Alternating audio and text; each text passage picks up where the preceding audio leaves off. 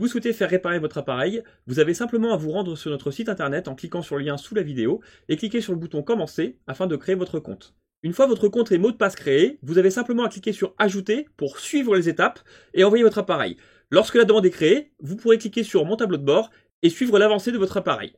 Afin de connaître les tarifs, vous pouvez simplement cliquer sur tarifs sur notre site internet et choisir votre appareil selon la liste. Attention, pour les PC portables, le devis est facturé 35 € hors marque Apple qui reste gratuite et nous ne pouvons pas vous donner de tarifs ou d'ordre de prix de réparation sans malheureusement voir votre appareil en magasin. Salut à tous, ça fait un bon moment que j'ai pas fait de vidéo, faut bien l'avouer, il y a plusieurs raisons à ça, je suis pas mal occupé. Alors premièrement, je suis papa x2 depuis début janvier, donc forcément ça m'a pas mal pris de temps. J'ai beaucoup de travail à la boutique au niveau réparation. À l'époque quand je réparais, alors je dis à l'époque, il y a quelques mois encore on va dire, je réparais, j'avais mon flux de travail qui baissait dans la journée. Là c'est l'inverse, j'ai tellement de réparations qui rentrent en magasin que ce que je répare ne suffit plus à rebaisser le niveau. Donc en fait j'ai beau réparer, j'ai quand même un niveau de réparation de demande qui augmente quand même. Donc je me retrouve avec des délais plus importants et forcément je fais beaucoup moins de vidéos YouTube, voire même plus du tout pour un petit moment parce que on est occupé pas mal. Voilà, il y a aussi des formations qui prennent pas mal de temps. Cette année par exemple, je vais pas pouvoir en faire pour les particuliers ou professionnels parce que j'ai eu l'État qui m'a commandé toutes les sessions pour cette année, je crois celle d'après. Donc forcément, on peut pas refuser ça et on est pas mal occupé. Donc voilà, je m'ennuie pas, il y a du travail, mais je vais pas me plaindre, vaut mieux être débordé de boulot que l'inverse, ça c'est sûr et certain. Donc voilà, alors aujourd'hui, je vais m'occuper d'une petite Nintendo Switch, des consoles que j'aime beaucoup réparer, parce que c'est des super sympas, parce que c'est des super consoles à réparer, j'aime bien ça, elles sont très simples. Généralement, je fais pas beaucoup de vidéos dessus, parce que justement, c'est des réparations rapides, mais bon, pour reprendre, on va dire, c'est pas trop mal. Et je voulais vous parler d'un petit outil très sympa, qui vient de chez Mechanic, qui permet justement de tester les ports USB-C de tout appareil, ou même d'un iPhone par exemple, parce que vous le voyez bien, il y a deux ports. On a le port USB-C ici, et le port Lightning pour les, entre guillemets, anciens iPhone, parce que maintenant on va passer en USB-C. Ça permet du coup de tester tous les appareils en USB-C, que ce soit du PC portable USB-C, du MacBook, un iPad, une Switch, enfin n'importe quoi qui est en USB-C finalement, eh bien on peut tester le port assez rapidement. C'est pas mal, je vais essayer de vous le retrouver parce qu'il n'est pas dans la boîte, je m'en suis servi ce matin. En fait, il était dans la boîte, je l'avais rangé, pour une fois que je range quelque chose. Donc, on peut l'allumer. Sur le côté, il y a un petit bouton, c'est très simple à utiliser. Il y a une petite batterie, on peut le charger, voilà, on peut le charger de ce côté-là en USB-C. On l'allume avec le bouton là. On choisit même pas de quel côté on veut le brancher. On le branche simplement, c'est lui qui détecte le truc tout seul. Donc c'est très bien. Donc là, oui, bêtement, avant de brancher ça, je vais quand même brancher mon port de charge.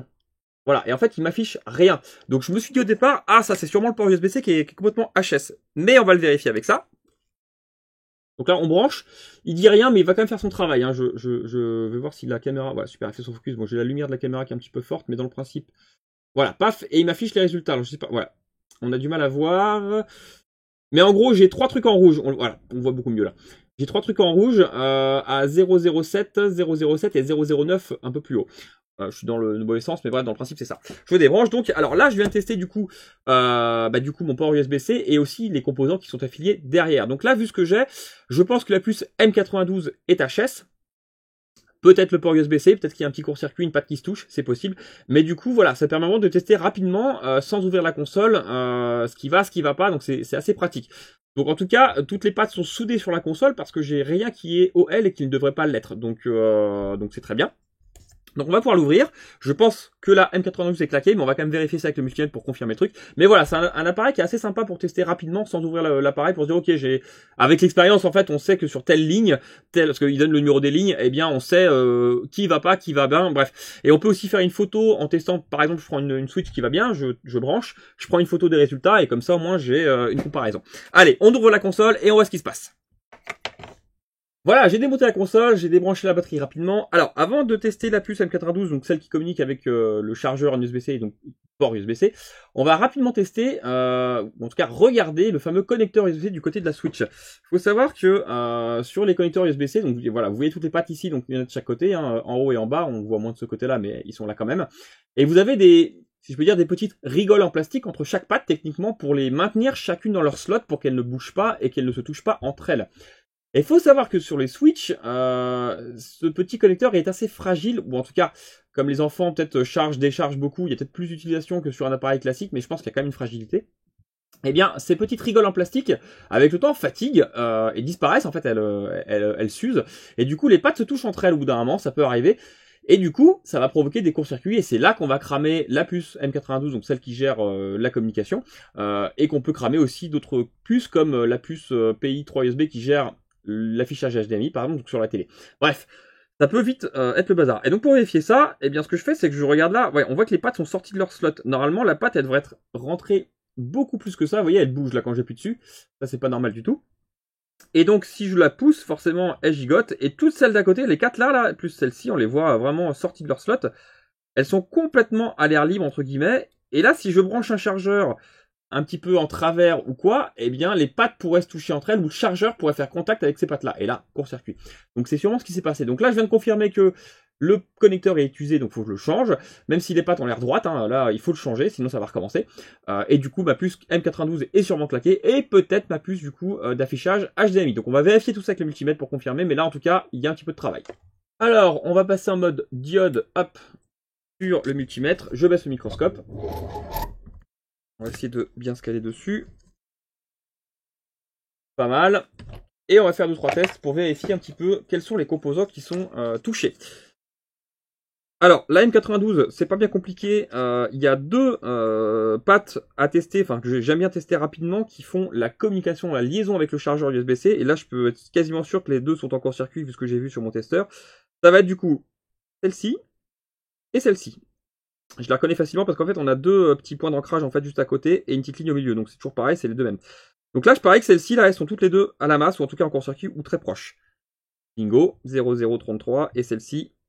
Ah, celle-ci est bonne par contre. Donc il n'y en a qu'une des deux qui est claquée, mais dans tous les cas, la puce est à changer. Donc il y a... En gros, là, techniquement, la console pourrait charger dans un sens, mais pas dans l'autre, techniquement. Ok, et je vais vérifier rapidement sur les deux lignes ici qui gèrent l'alimentation. Alors, il y a mémoire et PUSB, du coup, pour la GMI. Il y a d'autres composants, mais c'est les plus souvent touchés, on va dire. Eh bien, bingo, je viens de tester rapidement. Là, je suis en court-circuit, c'est pas normal, ça c'est pas la masse, hein, c'est du plus. Et lui aussi. Donc là, j'ai vraiment deux courts-circuits de chaque côté. Alors, est-ce que c'est la puce en elle-même ou est-ce que c'est voilà, d'autres composants comme la PUSB ou la mémoire qui ont été touchés? J'espère pas la mémoire, mais je pense pas. On va devoir vérifier ça. Donc pour ça, je vais pas avoir le choix, il faut que je retire les composants impactés. Donc elle, c'est sûr que je la retire. Je vais devoir retirer la PUSB qui est de l'autre côté, donc je vais sortir la carte mère. Et on va voir si les valeurs remontent ou si je suis toujours en court-circuit. Si je suis toujours en court-circuit, je vais retirer la mémoire. Si je suis toujours en court-circuit, c'est foutu, le CPU est touché par exemple. Donc on va vérifier ça et on va confirmer. Voilà, j'ai démonté complètement la carte mère, donc je vais retirer pour commencer la fameuse puce M92 parce qu'elle, je suis certain qu'elle est défectueuse. Je vais juste voir du coup avant de retirer le port USB-C si du coup les courts-circuits s'améliorent entre guillemets, si j'ai du mieux. On verra du coup si on retire la puce PUSB pardon, et on avise avec ça. Allez c'est parti, on la retire. Il n'y en a pas pour très très longtemps. Avec un peu de chance, il n'y a que elle et la PUSB qui sont touchées. Je pense que oui, hein, mais il m'est arrivé malheureusement d'avoir des courts-circuits plus importants. Hein. Ça peut arriver, comme encore une fois, le chargeur il délivre du 15 volts hein, quand il est à son maximum sur la Switch. Il suffit que la patte 15 volts touche la patte d'une communication importante, ça peut vite dégénérer et finir mal pour la console. Alors on va voir ça. En général, ça se passe plutôt bien, mais voilà, on a déjà eu des mauvaises surprises quoi.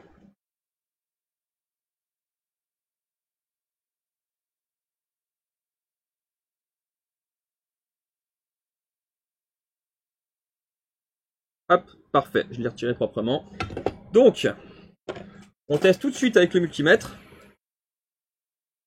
Parfait, il est toujours en contact.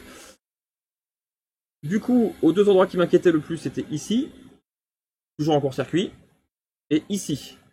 Là, je suis bien.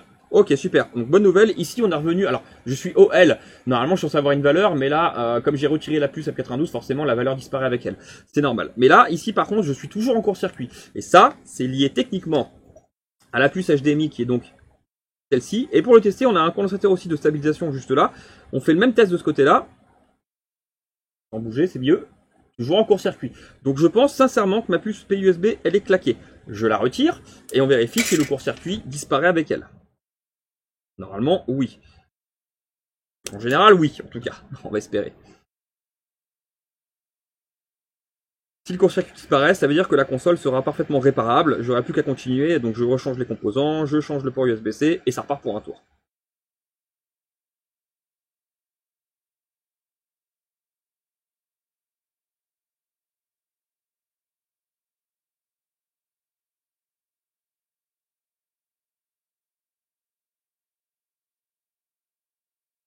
Parfait. On reteste. Je ne suis plus en court-circuit. Alors, la valeur remonte parce que la carte est chaude, due à mon air chaud, hein, c'est normal. Il y a des composants qui sont un petit peu touchés par ça, mais c'est pas anormal du tout. Mais là, ça remonte, c'est parfait, tout va bien. Donc voilà. Là, je confirme que du coup, on a que la PUSB qui a été claquée, la M92, et du coup, j'ai le port USB-C à changer. Donc cette console est réparable. Il n'y a pas de souci, on continue. C'est parti! Voilà, donc je suis parti chercher mes petits composants. Donc j'ai une puce M92 bon c'est tout petit forcément sur la main. J'ai mon connecteur USB-C tout neuf. Et j'ai une PI USB pour l'HDMI toute neuve aussi. Alors on va commencer par ça parce que je suis de ce côté-là sur la console. Hop. Dans le principe, là, ça va être rapide à réparer. Voilà, comme je disais, les switches, c'est assez rapide. Le plus long, c'est les écrans bleus en général, ou quand les pastes du connecteur USB-C sont arrachées. Le plus long, en général, c'est vraiment le connecteur USB-C. Hein. C'est lui qui fait que, parce qu'en fait, il est assez dur à dessouder et puis à nettoyer, entre guillemets. Enfin, c'est un peu plus long, on va dire, mais c'est tout quoi. Hein. Donc le reste, c'est assez rapide. Allez, c'est parti. On ressoute tout ça. Et on pourra faire un test.